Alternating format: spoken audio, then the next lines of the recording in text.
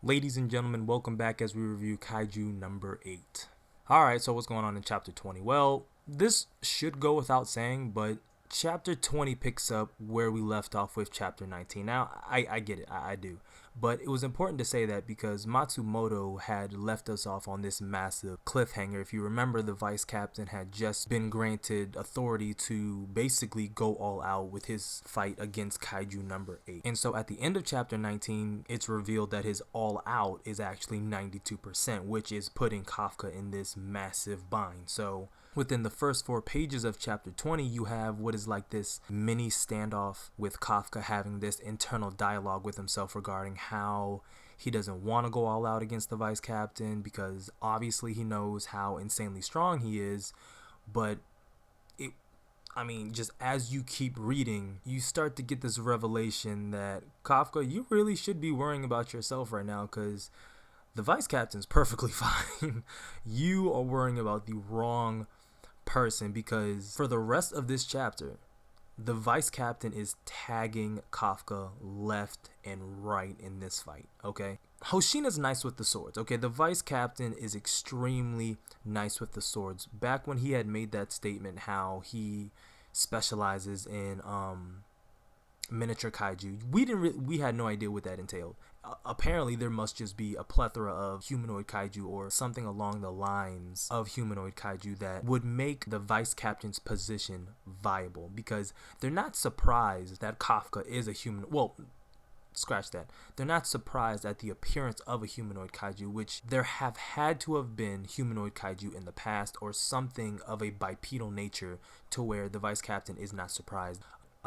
We get this description on page 5 about the Defense Force suits and how they're made of kaiju muscle fibers and cells, and it states that the higher your unleashed combat power, the stronger the link that the user forms between them and the muscle fibers and cells. Now, as soon as I had read this, I was like, so maybe that's why Kafka can't generate a link between him and his suit because he already has a link between the kaiju that he swallowed back in chapter 1, which is like running interference for, I guess, the natural muscle integration between him and the suit. Now, obviously, he can use 1%, but realistically, the way they made it out to seem is that even the worst person in the Defense Force should be able to generate at least 1%, and it has taken him 1 month to get 1% of the Defense Force suit. Needless to say, after this revelation we had on page 5, the next 3 pages are Kafka getting, again, worked. Kafka's getting smacked around this entire chapter. He mentioned that the vice captain's movements are inhuman as he springs around throughout the alleys, much like how we see Deku or Gran Torino from My Hero Academia would do.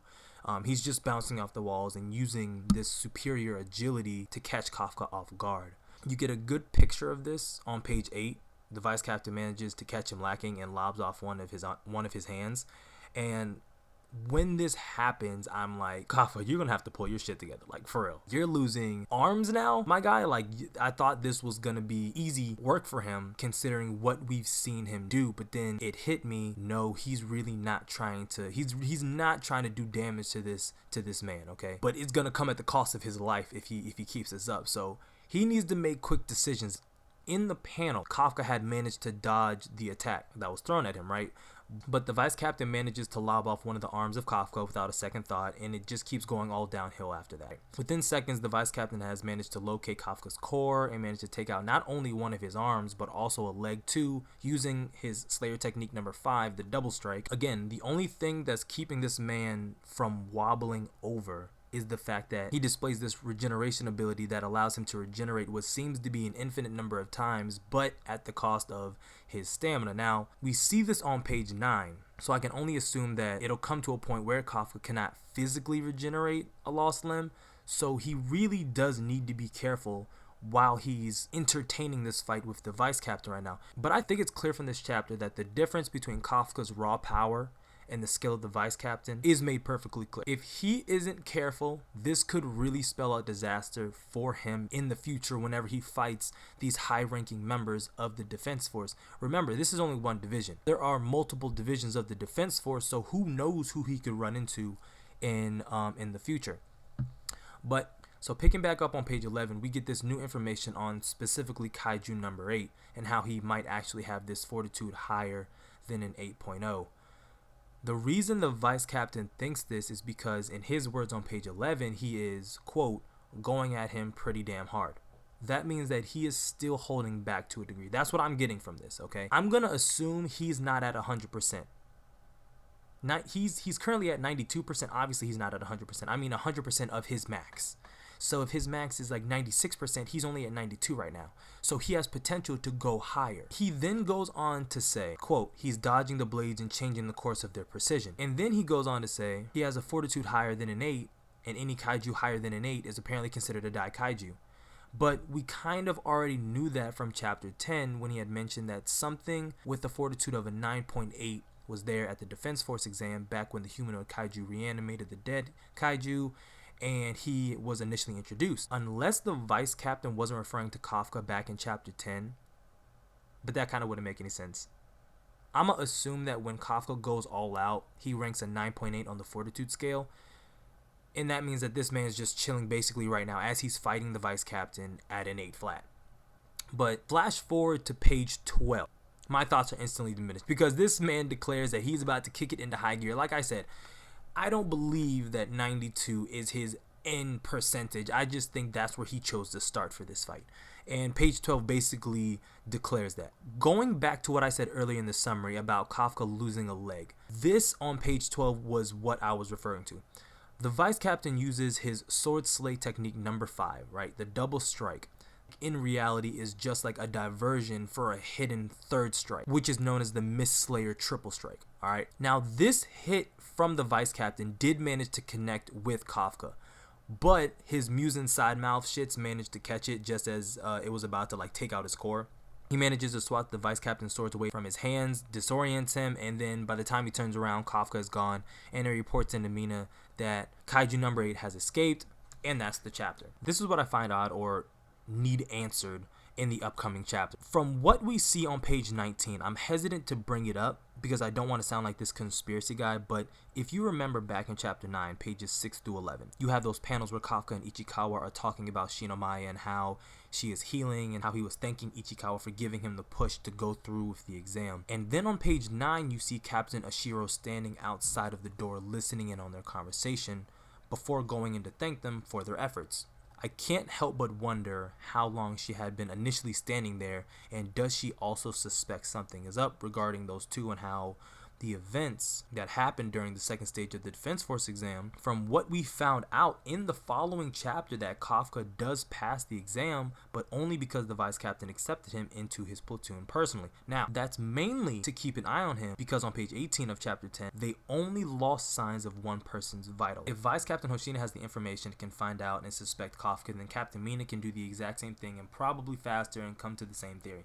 So, tying all this back in to chapter 20, on page 19, when the vice captain tells Captain Mina that Kaiju number 8 got away and you see her reaction, I can't help but feel it's more of a relief than a surprise, but that could just be me going crazy and thinking way too deep into this with headcanon. But let's see what's going on with chapter 21. So the chapter opens up with Shinomaya, who is chilling on top of the remains of this kaiju she must have neutralized, and she's deep in thought of the fact that Kafka is actually a kaiju and someone who the Defense Force is actively supposed to be hunting and trying to eliminate. So she begins to question on whether or not she can truly trust Kafka, or rather Kaiju number 8 in this regard, because she doesn't know who he is. Well, she really doesn't know anybody, if we're being honest. This is all new to her. I think at the most that she's been around these people 3 months, and before that she hasn't known them at all, so it's very natural for her to worry about who this man is. But before she could finish her thought, she's interrupted by her boy. He pops up after his showdown with the humanoid kaiju and with Vice Captain Hoshina from chapter 20. He apologizes for making her worry, and Shinomaya gives us this standard main female like protagonist response where she's blushing and denying the fact that she was worried for him, even though we know that she was worried for him. And deep down, she is happy that he is back unharmed, because she was kind of worried for him initially. I think, the beginning of chapter 19, I think he dipped, something like that. But again, deep down, she's happy that he is back unharmed, but this is an anime, so she begins to scold him for like just running off in the previous chapter, but Kafka's body like finally catches up with him and then he collapses. But I want y'all to check out on page 3 how fast Shawty had moved to catch this man, because she wasn't close by any stretch of the imagination, and she managed to get there within a decent amount of time. Like, he wasn't about to like smack the ground. No, she caught him quick, which means she's pretty much moving. I really do like the fact that Matsumoto continuously develops these Defense Force suits and what they can do, not only just telling us, but he's also showing us. Like, this was something very subtle that somebody might have missed. Moving through the chapter, Kafka apologizes for letting the kaiju that hurt her get away, and also that they need to go and check on Ichikawa and Iharu, and before he could say anything else, because he's borderline frantic at this point. Like, a man just passed out and then he springs back up, and now he's saying, we got to go check on this person, we got to go check on this person, we got to do this, we got to do that.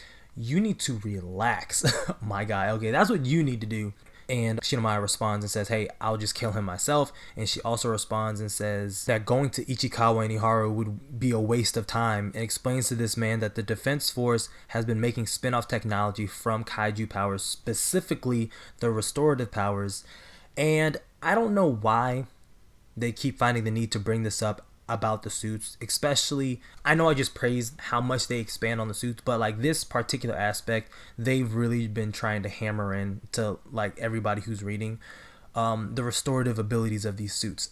We get it. Like, they've been repairing themselves since the examination when the humanoid kaiju actually came the first time. Like, we've seen it in action, but they find the need to explicitly state this to Kafka, who we already know knows about the suits and about the ability to repair wounds, because it wasn't too long ago in chapter 18 when he was dealing with Ichikawa and saving him, and he is telling him on page 2 to use the suit to bind his wounds. So I don't really understand that part of like this chapter, and like the previous chapter I think I stated about it too. But our girl, she's really all over the place with this conversation. She starts picking on Kafka, and of course she's like joking with him when she says this, but like in all reality, that's some pretty real shit. Like, he really does need to be more careful with his transformations, and he needs to focus on getting stronger in his human form to limit the amount of times that he has to rely on his kaiju form.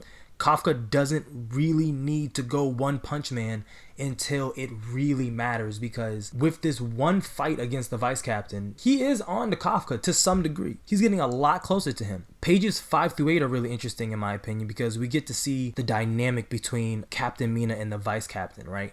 And I've been waiting for this for, quite some time, because up until this point, if we're being honest, the captain spoke more in these 3 pages than she has spoken in all the previous chapters combined, okay?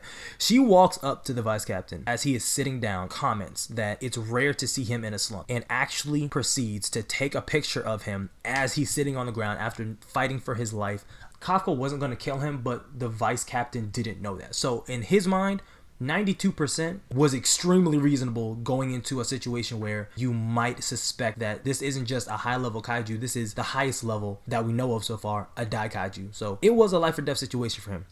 And she comes in and takes a picture of this man as he's trying to like get himself together. True savage shit. But on a serious note, it is nice to see some personality come into this woman, because yeah, being a strong silent type is cool and all, but it's not if you're the main protagonist and you're constantly gonna be in the frame. She asked about Kaiju number 8, and this is where she learns that it may be considered a dai kaiju, and this is where we learn on page 7 that the last dai kaiju occurrence was 5 years ago in an incident known as the Fukuoka case. I don't know if I said that right, I apologize. But Hoshina remarks that luckily Kaiju number 8 hasn't taken any lives, so it's safe to assume that at this point they've lost a good amount of people in the last Daikaiju occurrence. Now, while all this is going on, we have the vice captain with his back towards Mina. Mina is not paying any mind whatsoever to this man as he continues to ramble, because he is, he's deep in thought. His gears are turning about Kaiju number 8 and who he is as more and more information comes to him, both from what he's experienced and from the different platoons reporting in to him and the captain about everything that has occurred thus far. He mentions the fact that Kaiju number 8 doesn't attack indiscriminately, going back to what I was telling you about how the gears are turning. If you remember back on chapter 19, page 6, when the humanoid Kaiju goes to attack the fodder Defense Force members, it was Kafka who jumped in front of the attacks to stop them. Like, I remember that. I don't think I mentioned that in my chapter 19 review, but I did remember that he did that. I was like just sending red flags instantly, because clearly the vice captain is figuring out, hey, he doesn't just attack indiscriminately, he also protects as well. But for almost the entirety of chapter 20, Kafka is pretty much on the defensive and just thinking about how to get out of that situation without dying or killing the vice captain. I'm kind of interested to know who would actually come out in an all-out fight in that situation. I have money on the vice captain, but Kafka's raw power isn't anything to scoff at either in that regard. Let me know in the comment section what you guys think. So the next 2 pages are of Mina breaking the silence and saying that all Kaiju must be neutralized, and we get this small hint, this small like glimpse into her past regarding a Daikaiju, or maybe just Kaiju in general, because the vice captain remarks and is like, yeah, that's right.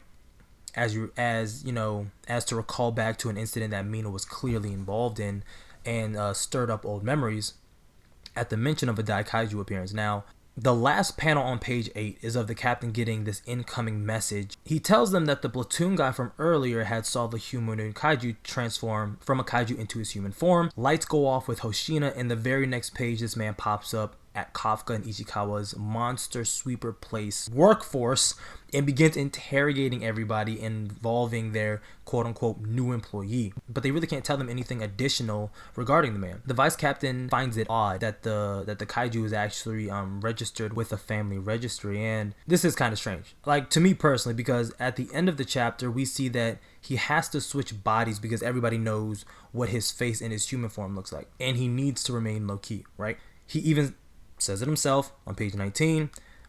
My whole thing is why you didn't do this from the start. You know what I mean? Like, you find out he picks a human host by the name of Hotaka Takakamichi. Hopefully I pronounced that right. And this man has a whole family. What's going on? Nobody reported this man missing. Nobody was concerned when he didn't come back home after work. Did he suddenly switch jobs? You know, it's possible. I'm not saying it's not, but anyway, the humanoid Kaiju kills some poor sap on page 17, and apparently whenever he kills someone and takes over the body, he does gain all the knowledge of that person or instantly becomes aware of their personal information, because we see from the humanoid Kaiju he took over, he instantly knew the name Kanji Nagamine, age 34. It mentions that he lives alone, which is good for our antagonist because this man was just put through the ringer from Kafka. And the crazy part is, even after being beat the hell down from Kafka, he still manages to talk a good amount of shit. And is going to start plotting on killing this man Kafka. So I don't know. This reminds me. This might just be a revenge series coming from the antagonist point of view. I don't know. Hopefully our antagonist levels up. Hopefully the humanoid Kaiju, our boy Kanji. I'm just gonna call him Kanji the Kaiju. Hopefully Kanji the Kaiju manages to level up, get some big boy Shigaraki upgrades to him, and then tries to take on Kafka, because nothing we have seen thus far when he tries to fight Kafka makes me think he's going to win. In my book, he is 0-2. He was going to be 0-1 and dubbed at the Defense Force exams if he stayed. So that's 0-1. And this fight that we just seen here now that forced him to switch bodies, that's his second loss from our boy Kafka. But alright, so what's going on in chapter 22? Well, I have to be honest. This is my most favorite chapter for Kaiju number 8 thus far. Okay? It would be in a contender for my most favorite chapter for 2021 of a manga, but that belongs to My Hero Academia, and it's probably still going to stay with My Hero Academia with everything that we have just gotten now. So the chapter kicks off with Rino and Nahara waking up in the hospital after their battle with the humanoid Kaiju, right? The TV's playing in the background, and it's a news station that's reporting on the emergence of Kaiju number 9. And this is the official announcement for Kaiju number 9. Remember, up until this point, Kafka was the latest humanoid Kaiju which made him Kaiju number 8. Since the battle and since the discovery of, the humanoid Kaiju, he has since been dubbed Kaiju number 9. And they're looking into the correlation or the connection between Kaiju number 8 and Kaiju number 9, if there is any to begin with, but there doesn't seem to be any connection that they can find. And as of right now, they don't even know about the whereabouts of Kaiju number 9, which makes complete sense because we know that he's changed bodies from what he previously looked like. And between healing and laying low, I don't see him coming out anytime soon. We actually might get the revelation of a new villain or some sort of evil organization. You know how shonens are. It might actually turn out that Kaiju number 9 is just like a grunt, just a overpowered, really strong grunt. But Ichikawa wakes up in his hospital bed, and the first thing that he does, he's a really dope dude, but the first thing that he does is he thanks Kafka for saving him. Without actually realizing it, this man Haru is right next to him in a separate bed and is already awake and overheard everything that he had just said. Now, he doesn't give away the fact that Kafka is, in fact, a kaiju, but it brings up the question to Furuhashi that, why are you thanking Kafka? Because Kafka's not the one who saved you. The one who saved you was the kaiju, right? He remembers all of this. And so the next page and the next panels that you see are these three, bless their hearts, struggling to come up with a lie that they think that this man Furuhashi is actually going to believe. Luckily for them, he's gullible as shit and believes the first thing that's told to him without questioning it at all. Shinomiya is like, oh no, you were saved by Kaiju number 8. We're thanking Kafka because he was able to locate the Kaiju's reproductive organs, which was able to aid in the destruction of it for whatever reason. It makes no sense. I mean, I guess I could play devil's advocate and say that it's possible that destroying the reproductive organs would stop an entire fleet of Kaijus. It wasn't that intense. It wasn't a fleet of Kaijus. But in order to stop a Kaiju, when we saw this, look, it didn't make sense, but luckily for them, Furuhashi is insanely gullible and believed and ate up every word that Shinomiya told him. He does, however, wonder on page 5 why a kaiju would save a human. And again, this is just not sitting right with me because he is doing too many human things. Like, he's saving a lot of people as a kaiju, and in this universe, that's just unheard of, even for humanoid kaiju. Again, they're not surprised that he is a human kaiju. They're surprised that he's saving people. Besides saving Furuhashi and Ichikawa last chapter, he saved the platoon soldiers the chapter before, and the people are starting to take notice and question it. I wouldn't worry too much about Furuhashi because if things go as how I'm envisioning them going, it seems as though he's being set up to be the next person that Kafka trusts with his secret, right? I don't think that it's a coincidence that he doesn't have a problem with being saved by a kaiju. He actually is pretty, grateful for him, actually thanking him. And Kafka, he's standing there blushing, of course. Shinomiya punches him in the ribs for whatever reason. It's not necessary. I mean, he did save this man, so let him be happy, right? He can't draw no power from his Defense Force suit. Let him get his wins when he can, and he really can't even get the win because he can't tell nobody he's Kaiju number 8. Moving through the chapter, pages 6 through 19 are absolutely amazing. I love when battle shonens take time away from the characters to just be normal. Shinomiya dips out the room at some point and calls our boy Izumo on the phone and lets him know that Ichikawa and Furuhashi will be released from the hospital in 2 weeks. Flash forward 2 weeks, our boys are released and they're welcomed back with this surprise party. I promise you, it's amazing. Read the chapter if you haven't. They come back to this surprise party, and it's just a really good vibe. We get some new information about Izumo and who he is. If you remember him from when he was introduced back in chapter 4, his full name is Izumo Haruichi. He finished second place during the finals of the Defense Force examination. He was the valedictorian from the Tokyo Neutralization University, and he was the #1 prospect for the Defense Force exam, despite finishing second behind Kaguragi. So at this point in the manga chapter, the foods come out and it's this gourmet spread of food, and everybody is shocked at what came out because apparently nobody knew that this was actually going to be here. And my first thought is, y'all didn't order this, so who's paying for it? That was my main question regarding any of this. But come to find out, actually, it's actually Izumo who's responsible for all of this food that's present here, because we find out in this chapter that Izumo's basically royalty. If we're being honest, his family owns Izumo Tech, and Izumo Tech is responsible. Well, Izumo Tech is the largest weapons and defense force manufacturer in the entire country, right? So The minute Kafka finds this out, Shinomiya was like, I'm surprised you don't know considering their name is plastered. Well, we don't know that their name is plastered everywhere, but I mean, come on, like that's basic marketing, basic advertising.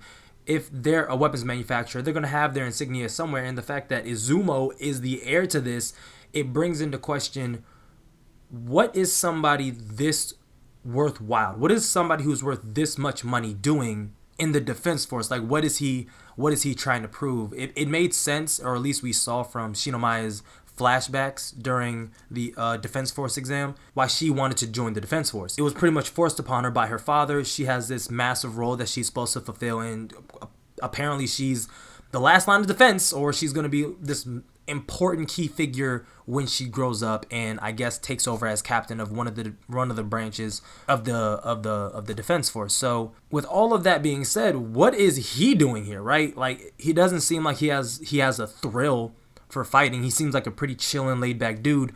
I'm curious to know his reasoning for why he joined. With the next part of the chapter, this is where I went from liking the chapter to loving the chapter. So the vice captain congratulated everyone for the success of their first mission, right? He even mentions that it's rare that everyone has the same day off.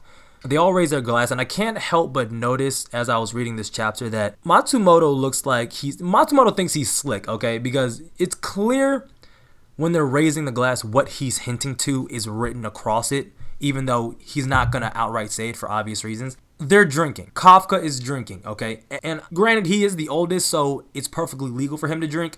But let's not be coy, all right? If I'm risking my life to defend an entire country against 100-meter tall kaijus, I'm drinking. So he doesn't outright show drinking, but, well, no. Kafka is drunk, okay? Most definitely drunk. So Ichikawa is chilling next to the vice captain Hoshina, and he mentions that it's nice to see that everyone's happy for a change instead of, always tense because they're trying to avoid death. You get this smirking glare from the vice captain like, bro, you have no idea what's about to happen. And just as soon as he says that, everybody erupts and starts arguing and talking about the mission. Later in the chapter, it had mentions that this is pretty much a yearly tradition, so the vice captain knew wholeheartedly with all the other defense force classes that he's ushered in that this is going to be the result of a first mission out, and everybody makes it back safely. So Shinomiya and Furuhashi, they're the first two to get into it, and you see in their panels that they're talking about emotions. So Izumo and Kaguragi get into it about how Kaguragi plays too much by the books. And then he responds and he says that Izumo is too much of a loose cannon. And this is where you get Izumo after he responds and he says that, hey, I'm always having to pick up the slack. And to a degree, I get what he's saying, but at the same time, it's like, well, if you played it by the books, you wouldn't have to pick up the slack. But considering that Kaguragi has this thing of not deviating from a mission, it might come back to bite him in the butt. I'm just being honest with you. Like, Kaguragi, you have to be able to adjust on a dime, and the fact that you're not, it's putting Izumo in danger, and it also puts you in danger because Izumo's not following directions, but you're not helping out at the same time.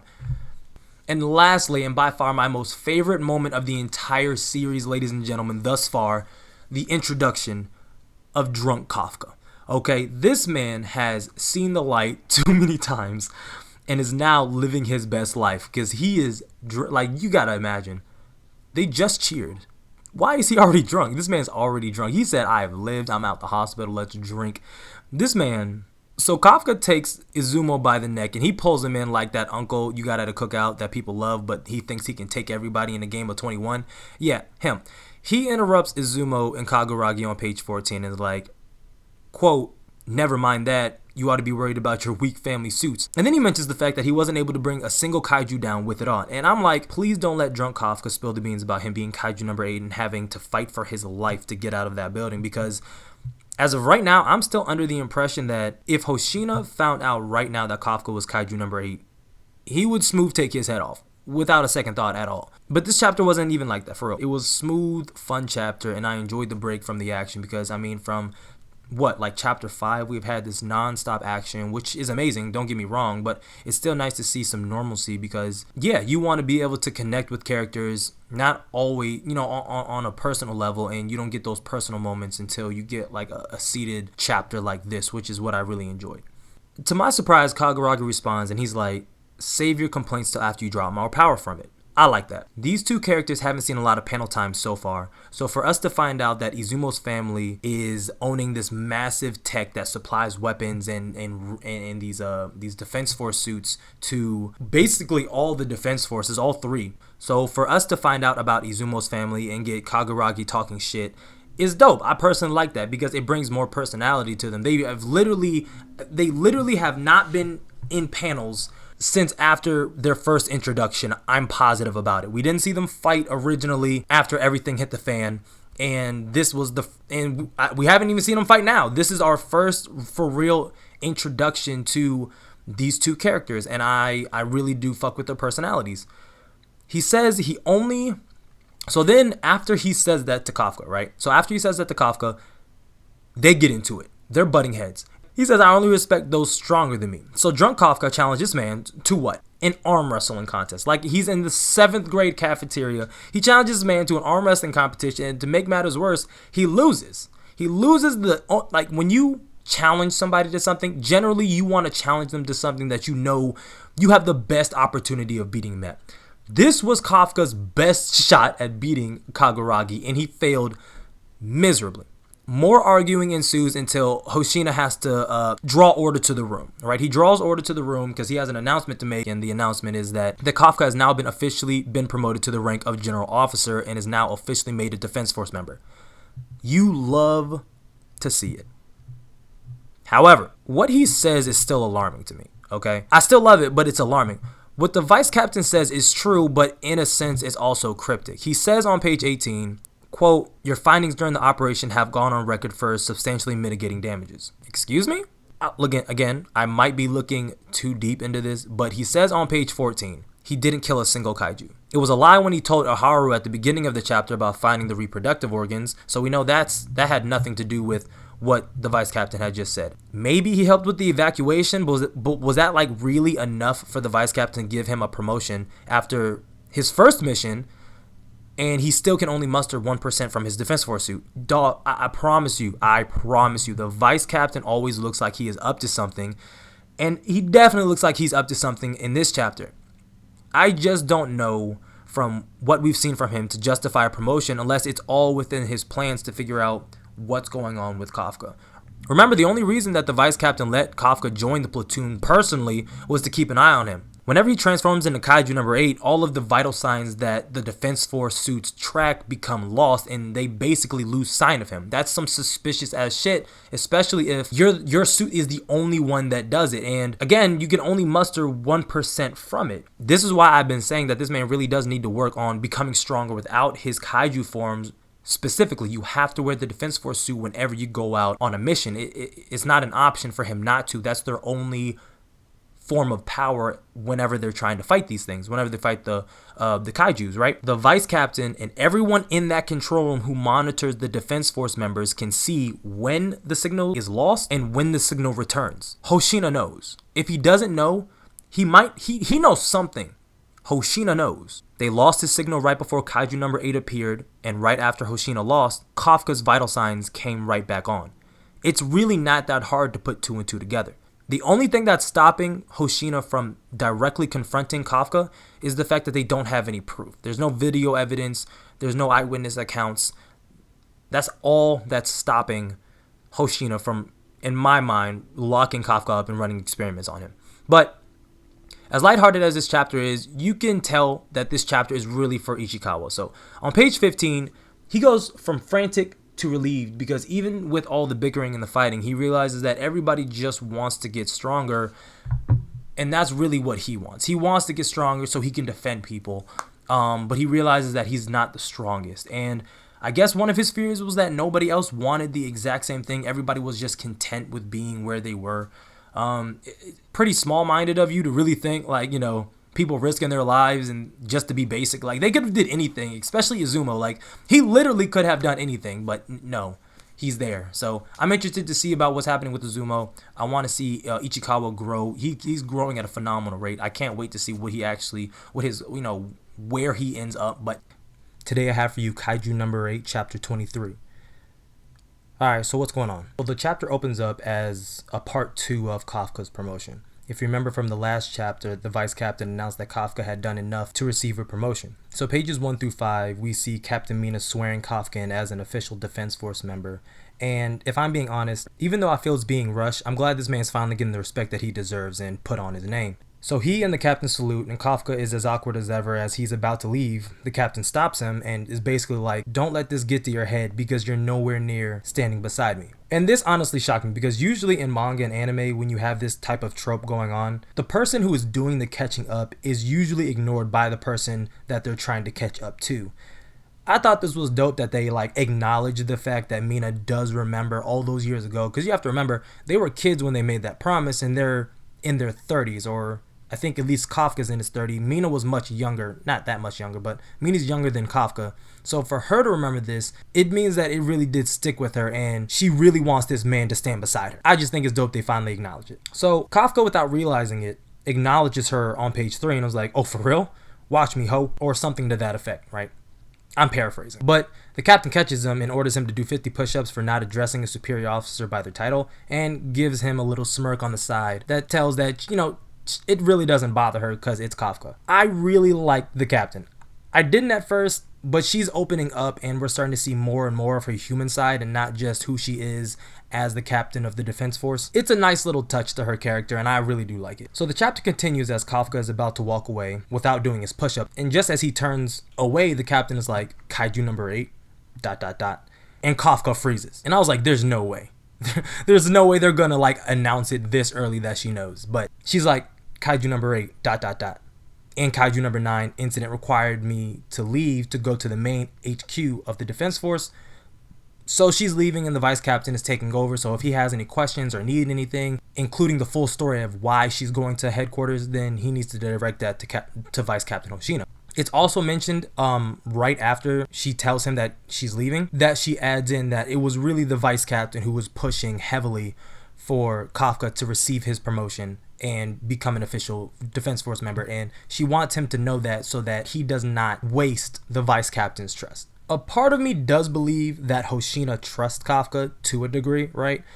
I don't think the vice captain is so suspicious that he would risk the lives of the other Defense Force members just based off of suspicion. So I think that this was a sincere place, and maybe his suspicions of Kafka are starting to loosen just a little bit, not a lot. So for pages 6 through 9, we get this little time skip to the night, that night of the same day. And we get this shot of Kafka in the library putting in some extra work, shooting in the gym, before he finally decides to turn it in for the night, and he notices that this light is on in the training room. He goes to the training room to see who's in there, and it's the vice captain doing late night practice. Also putting in work, also shooting in the gym. What we see in this panel is this man doing this insane imagery training as he plays out the fight that he had with Kaiju number 8. And what do you know, on pages 10 and 11, what does he say? He was trying to gauge the power of Kaiju number 8. When he came across Kafka, that was his first encounter with him. In his kaiju form, he didn't know how strong this man was other than the fact that he's a Dai Kaiju. So, what did he do? He said he was testing the waters, and if he simply had used skill number 6 instead of skill number 5, he would have made mincemeats out of Kaiju number 8. Okay, that's how confident he is, and he shows it. He shows it. This just confirms that 92% isn't his highest percent. I'm just gonna max him out at 100% and say that the captain and the vice captain are the only two in the Defense Force who can max out their Defense Force suit's power at 100%. I'm just gonna go with it. It might be some drawbacks, some physical drawbacks to pushing a Defense Force suit that high, but we'll figure that out at a later chapter. But we do get this revelation from Kafka's perspective of really why the vice captain fights. It's pretty basic, but keep in mind that this is Kafka's realization and not the vice captain coming out and saying that this is the reason why he fights.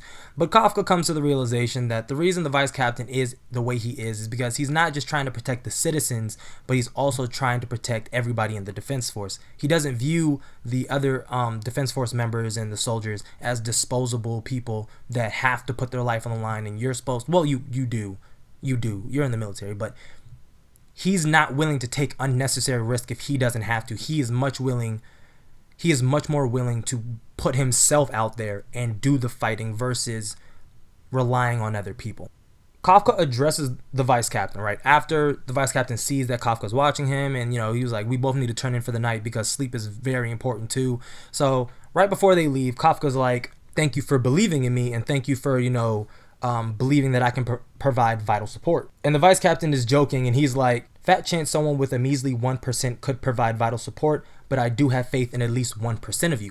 I think that's sincere. I think that's genuine. Kafka is coming around to the vice captain the more he gets to know him. Hopefully, you know it has to come up at some point in this manga, assuming it goes all the way through, which I hope it does, because this is absolute fire. The Defense Force will eventually find out he's Kaiju number 8. I will be shocked if this series gets a full adaptation and he goes the entire series in just like this undercover Superman working at the Daily Globe type of, scenario where nobody finds out. I will be shocked. It'll still be good, but it's still going to be shocking nonetheless. But the last page of this chapter, this is where shit finally hits the fan. The very last page of this chapter, 8,000 meters above Tachikawa base, a herd of kaiju dragons shows up, looking mean as fuck, being rode by what I'm just going to assume is Kaiju number 10.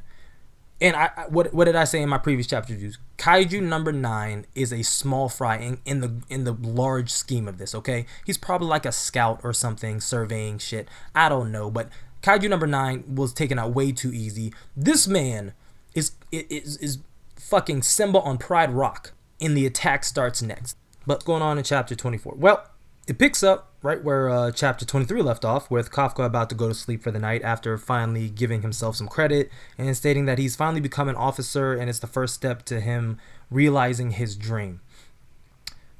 That's a good start. Yeah, and the vice captain's in his office going over details of Kaiju number 8 and 9 cases. And then there is the fact that the Tachikawa base just imploded from a Hoju level threat. Let's start there. Now, the attack on Tachikawa's Defense Force base is now underway on pages 4, and the Hoju class Kaiju have touched down, with 3 being in the immediate vicinity, all having estimated strengths at 6.2, 6.3, and 6.4.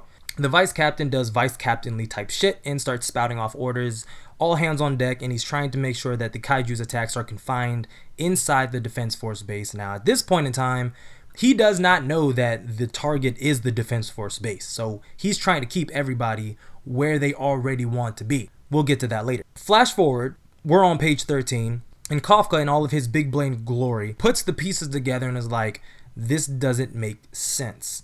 So he phones the vice captain, is like, yo, they're all Wyvern class Kaiju, and they all share one common trait, and that's that they're all solitary creatures. They don't usually come together, if ever. Right? The only way that something like this could ever be pulled off is if there's someone more powerful pulling the strings behind them all. Just as he says this, we get the scene on page 15 of, Papa Kaiju, Kaiju number 10, pulling up on the vice captain. And he gives some pretty alarming news of the target being found, and he's referring to the vice captain. No idea why, but that's really the end of the chapter. I didn't point out that Ichikawa, Shinomai, and everybody have woken up, and because of the explosions, the entire base is on alert. So they're all going to different stations. The vice captain is directing them as he sees fit. You hear the control tower center going absolute haywire. Why they didn't pick it up eventually? I know they were 8,000 meters above the base to start with, but eventually they have to begin their descent. They shouldn't have gotten they shouldn't have been able to touch down without anybody being alerted. Okay, they touched all the way down, and as many as there are, they can't be coming in that hot. I know they're meteors, right? But that could have really been an attack. But for real, somebody at some point, whether they got to 1,000 meters, an alarm should have tripped. 800 meters, 500 meters, 400 meters, so many meters, an alarm at some point could have been triggered, or a barrier to have been crossed. Why they were able to get down immediately without anything happening at all is beyond me. Maybe we'll find out in chapter 25 or somewhere down the line, but to me that really didn't make sense. But it's a short chapter in terms of what to talk about and things that have done. But if I had to guess what the outcome of this, Defense Force attack on the Defense Force arc, how it's going to end, I really want a Kafka and Vice Captain tag team. This guy has to be clearly stronger than Kaiju number 9. I'm confident that the Vice Captain could take number 9 and number 8. I don't know if he's going to be able to take number 10. So I would like to think that we're going to see a Kaiju number 8 and Vice Captain Hoshina tag team this Kaiju number 10 that we just see. But today I have for you Kaiju number 8, chapter 25. Alright, so what's going on? Well, Papa Kaiju's confirmed as a Dai Kaiju sitting at a power level of 8.3, and this gets everyone's attention rather quickly, considering how high it is. Off the top of my head, I don't remember what number 8 or number 9's power level is, but I do know that all of them are above an 8.0. Granted, I don't think that his power level is that much higher than number 8's or number 9's, unless it, comes to fruition that he's holding back and they can regulate their power levels. Because as of right now, we haven't seen any Kaiju that has regulated their power. Well, actually, I lied. Number 9 regulated his power level, now that I think about it. When he was fighting Izumo and Ichikawa, he did turn up the power level, but we never got a new reading for just how much more powerful he was than when he began. All I know is it can't be higher than Kafka's that we saw, because he was getting his ass beat by Kafka even after he, gave himself that power boost. So number 10 pops up, he's cracking his neck, and he's just being a dick. And he comes out and he's like, who is the strongest person that y'all have here?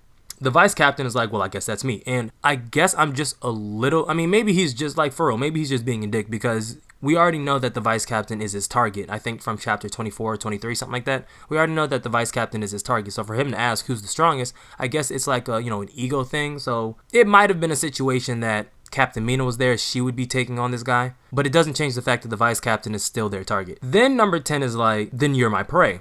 And he begins letting off these sonic flicks, just like what we see from number 9, what he was doing against Kafka and Izumo and Ichikawa.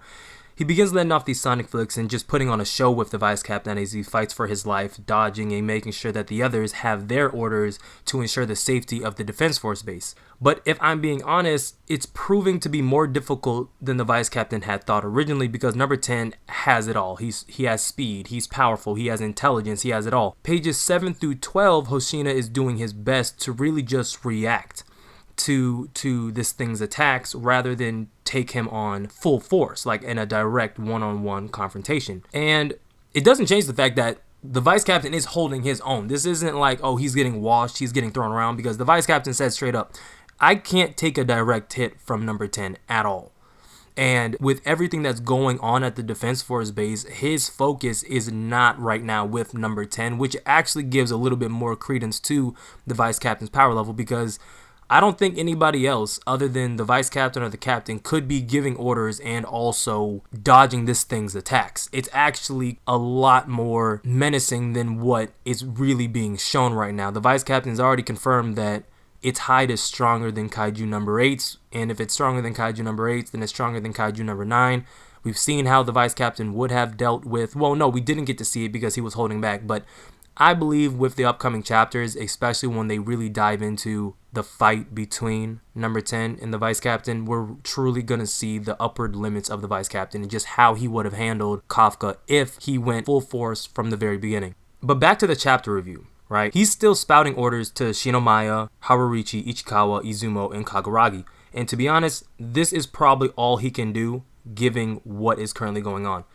But truth be told, this is honestly what I like to see. Pages 13 to 22, our young boys and Shinomiya are putting in the absolute work, all right? Kafka, he's putting in the work. He's contributing in ways that none of the younger, more physically fit and talented younger Defense Force members could do, right? His expertise comes from all the years that he worked as a Kaiju corpse disposal worker, right? Sober Kafka takes over command, and it seems like by giving critical information about how the Wyvern's weak points are near their back and how they have less armor to pierce through in order for them to reduce the weight while they're flying, he gives them that information, but even with that information, they aren't able to catch the Wyverns off guard. You see, if it was just one, then these planes would go off without a hitch, but considering the fact that they're all working together and covering each other's weaknesses, they're not able to appropriately deal with the situation at hand. Considering that they have number 10 rallying them, it's not going to go the way that they think. Izumo actually almost bites the dust in panels on pages 16 and 17, and this is honestly, there's not much that they can do, right? And this really just gives credibility to Kaiju number 10 from what we see. The fact that he's able to fight the vice captain of the Defense Force at this level and also keep command over the Wyverns is really impressive. I'm left to think that the captain is actually going to come back and have to save this. I don't want Captain Mina to have to come back to, deal with number 10, but if it has to happen, it has to happen. I would prefer to save Mina for another you know, stronger kaiju. Like, I want to see Mina come in and take on a kaiju at like a power level of like a 9.5. I don't want her to have to come in to deal with somebody in the 8 category. I really want it to be like, oh, Hoshina can take on anybody or any kaiju under a power level of 9 by himself comfortably. He'll start to struggle more when you get into the low to mid 9s, but like 9 to 10 or 9 to however high the actual count goes, that's Captain Mina of Defense Force 3. And it might be a situation where, oh, hey, well, Defense Force 3 is actually the weakest of the Defense Forces, and it's like a leveling up system, right? So if Captain Mina goes to Defense Force 2, which is stronger than Defense Force 3, then the Vice Captain takes over for the Captain, and they bring someone else into that Vice Captain role, probably Shinomai, considering that she is the 3rd strongest at Defense Force number 3, and vice versa. Defense Force 1 is better than Defense Force 2 or stronger than Defense Force 2. Again, my predictions, I really still want to see a Kafka and the Vice Captain team up in order to take on Kaiju number 10. We don't know if that's what we're going to get, but at the very end of this chapter, of chapter 25, Shinomaya comes in like a radiant angel, ladies and gentlemen, because after Izumo and everybody else failed the attack, Shinomaya is not a part of any of this. So after all of this occurs, they're like, yo, what are we going to do? Well, Shinomaya's like, step back, please. Step aside because I'm coming in hot.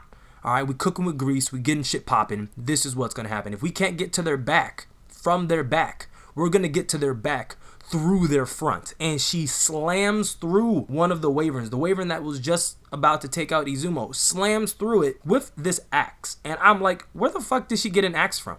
Right? But if I'm being honest with you, I really do like this. She comes through with the Monster Hunter axe, cleaves it in half, and just poses for the finish. And I'm like, whoa, so we're upgrading weapons now? You know what I mean? Like, you're just raiding the storage unit of weapons and shit like that. But I'm like, fuck it, if you want to tote it, you can tote it because that's what you need in order to get through this. Again, I don't want Kafka to overuse his kaiju form for the reason that I have stated in the past. His vital signs are lost and everybody can see that shit and it's suspicious as hell. So what did I say he has to do? He has to get stronger physically in his Defense Force suit or stay in this coaching role. All right, I don't know what the fuck they were teaching at these universities, these kaiju slaying universities that everybody were valedictorians at, but they're not teaching academics at all because even if it's a Wyvern class, I feel a Wyvern is a common class of kaiju, a very strong class of kaiju, but a common one nonetheless. You should be aware of general weak points of some of these monsters, and it doesn't seem like any of them are. Even the basics, right? You should know that the weak point of a Wyvern is on his back. You're not asking for, oh, what's the organ that allows it to breathe fire? No, where's its weak point? You know, you should, at the very least, at the foundation of these kaiju academies and universities, you should study weak points. And the fact that nobody on the entire field knew anything about the weak points except for Kafka, I don't mind it. It gives a role to Kafka and puts him in a better position and makes him more viable, like I've stated before. But I'm not going to harp on that too long. If you made it to the end, thank you. If you are new, go plus ultra and smash that subscribe button. It lets me know you rock with the content that I put out on the channel. Like the video if you like the video, dislike the video if you dislike the video, comment on the video your thoughts, all that fancy stuff. And like always, and until next time, I'm out. I sure do. God damn it. One less pain in the butt. Hell yeah. Okay, I want to hang out the window. What the? Oh, there we go. Bro, hell yeah. You gotta aim down sight. Oh, it's Shit, up. he Drive by cool too. city. Drive by city. Oh, you got 360 of? Oh yeah, it's up. Keep going. Y'all are in the dust. Y'all can eat a dick. It's Get out, up. get out, get out, get out. Whoa, you talking about get out? Hold on, bro. Hold on. No, he stopped it. He said get out. You feel me? He stopped in mid-traffic talking about get out. Like, hey, I'm the type of motherfucker, we gonna get out behind the dumpster or something. I need someone to tell God me. damn. My tombstone shadow is up, but it's like... Yeah, I'll be in this hut. I'll be in this hut. Thank you. I'll be gone in quite some time. I gotta do go, please. Please hurry up. Man, this No, purple I'm in this bitch is on hut. my I'm in this ass. Fuck you, shorty. Oh, what is that? I'll be Another back. mangler? Oh, y'all on bullshit. Looks like the Yeah, I undead got a got here mango before on us. me. Strauss, my team will finish the job. Ethereum samples are essential to my work. Handle with care. It is not entirely stable.